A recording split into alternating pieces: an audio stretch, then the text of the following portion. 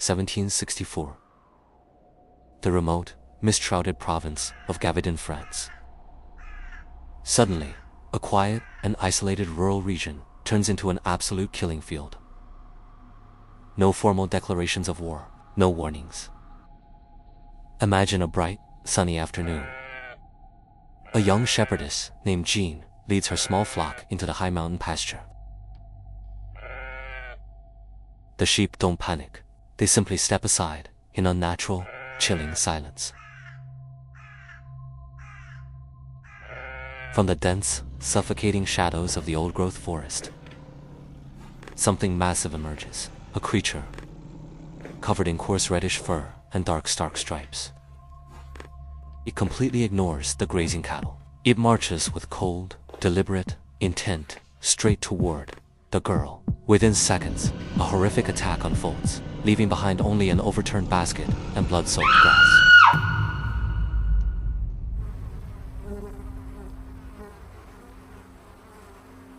Over the next 3 years, this unknown entity will ruthlessly slaughter 113 people.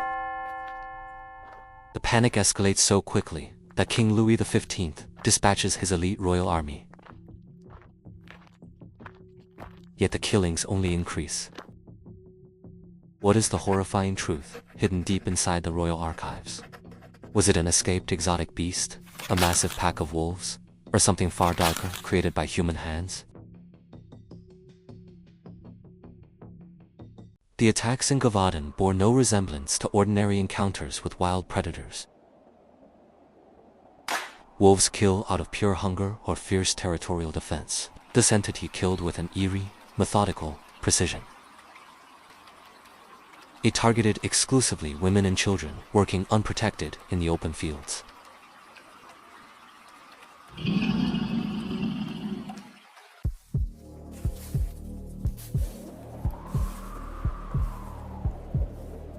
Survivors gave shaking testimonies, describing a monster the size of an adult cow, possessing terrifying intelligence.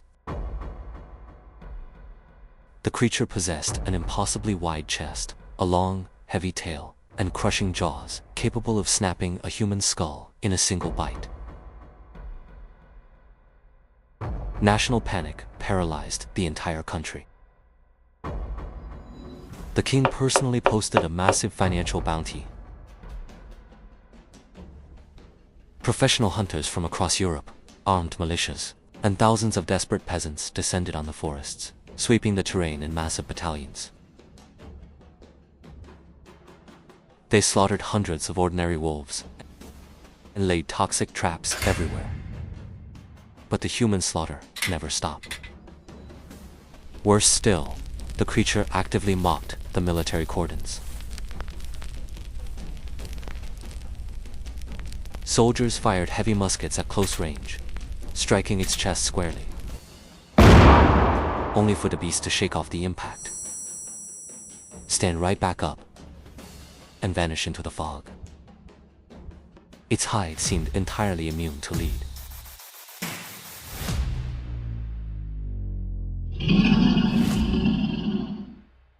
This unnatural, bulletproof resilience birthed the first major historical theory.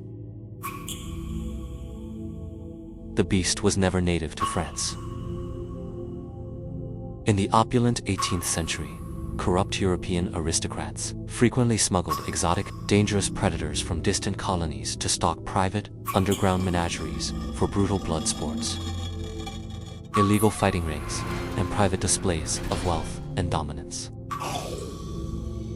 A massive, armored African lion, or a fierce, striped hyena escaping from a secret noble estate matches every single physical description provided by the surviving witnesses.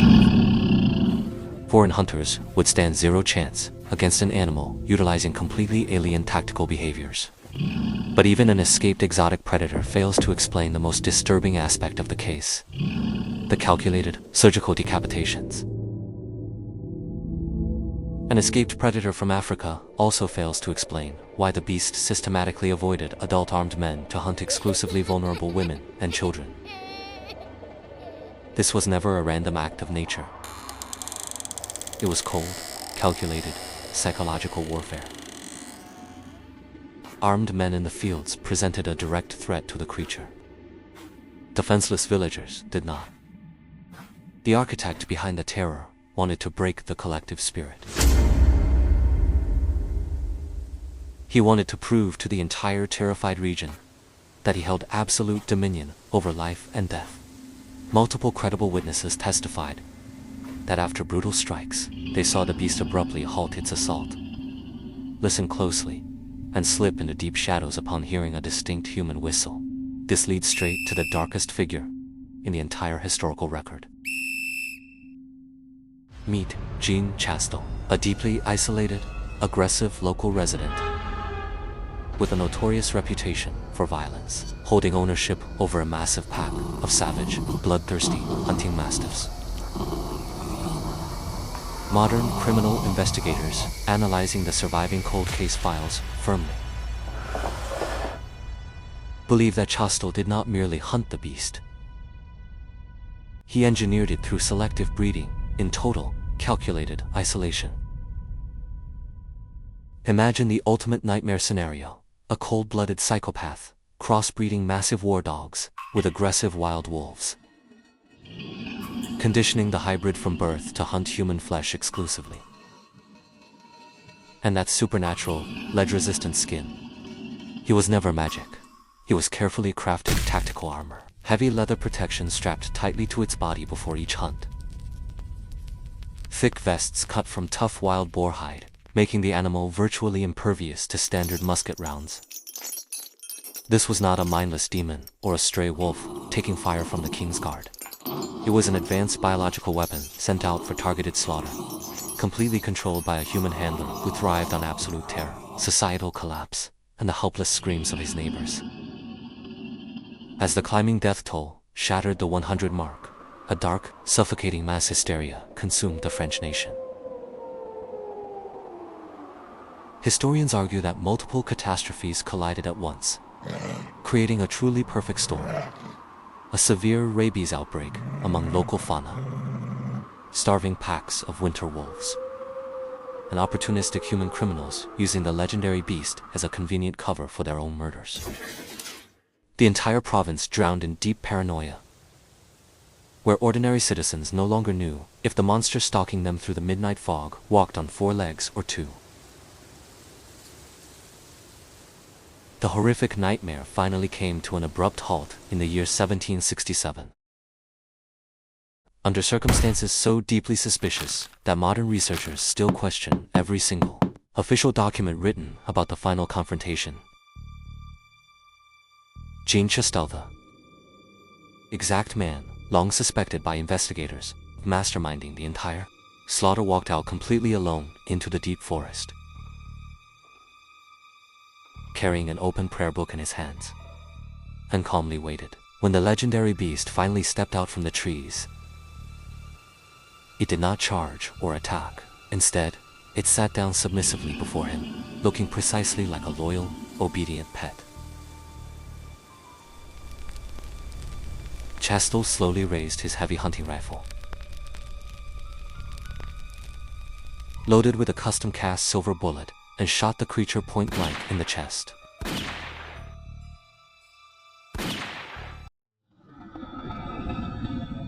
Why would the primary suspect walk out with a Bible to execute his own creation? It was a brilliantly executed, highly narcissistic public performance designed to permanently clear his name and rewrite history in front of an entire nation.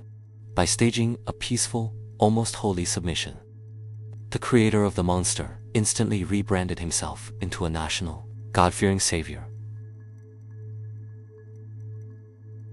completely cheating the gallows and effortlessly fooling the king himself. The royal medical team performed an immediate autopsy in Paris, but the official records were classified immediately. The physical carcass mysteriously rotted away instantly.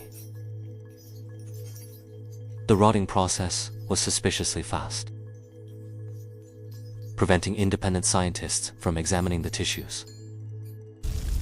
And the royal court quickly ordered complete destruction.